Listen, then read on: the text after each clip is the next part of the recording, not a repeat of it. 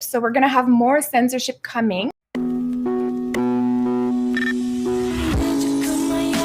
So National Post, and this is the title. They say Canadians want online hate and racism curbed, even at the cost of freedom of speech. So this is a propaganda article, and you don't know it right off the bat because it gives the impression, oh my gosh, Canadians want online hate and racism curbed. They're willing to give up their freedom of speech. They asked 2,000 Canadians.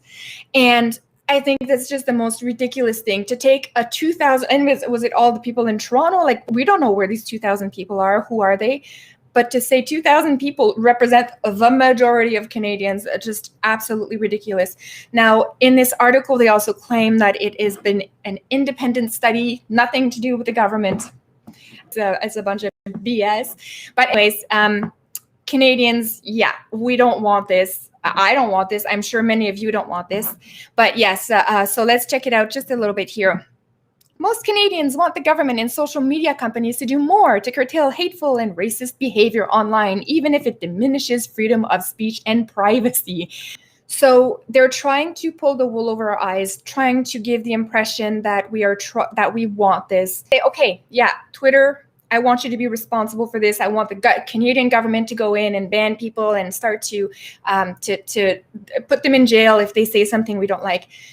The problem with this, and we've seen this before, it starts with big obvious ones, right? The big racist people. But once they've run out of rounding up those people, then it trickles down. And that's the true danger that I don't think people realize. As soon as you give up your freedom of speech, you're going to be the one that's going to suffer. And if you're willing to give it up because you're like, well, I don't say anything bad online, well, in the future, in 2-3 months from now, as the situation keeps disintegrating and you lose more of your freedom of speech, it won't just be you're not allowed to say certain things. It will also become, this is what you must say.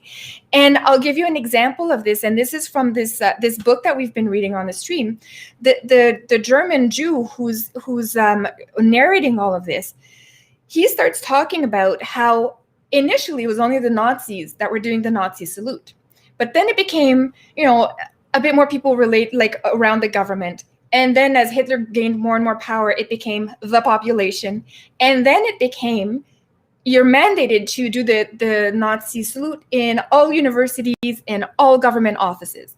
And if you didn't do it, it became that they'd actually physically take your arm and lift it up. So that is how, and it's a very simple example of the escalation of when you lose your freedoms. So if you're going to lose your freedom today because you think you're okay, you're not saying anything online, well, in the future, you're going to lose your freedom because you didn't say the right thing when you entered the room, or you wore the wrong thing, or you didn't know that you were not allowed to buy certain things on certain days. Those are the end results of loss of freedom of speech. So very important that we don't lose that. Hopefully, we're all going to fight for this. These 2,000 people in here do not represent Canadians. I don't think so. Maybe I'm wrong. Maybe we are the minority, the people who actually want freedom of speech. But anyways, just absolutely ridiculous. And see, they're trying to push more propaganda up my face here. So anyways, they say of those describing their politics as being on the left, 81% say they were more worried about hate speech and racism than limiting freedom of speech. Well, the lefties, the people on the left, well, they're typically communists, the social justice warriors, the lefties, the Antifas of the world, the people who want to control you, right? The BLM, they're all on the left. So those are the ones that want to curtail your freedom of speech because they can control you better. They don't want you saying anything that they don't want you to say. It's a control thing too. And they say that 50% of those describing their politic as being on the right are, they would do the same.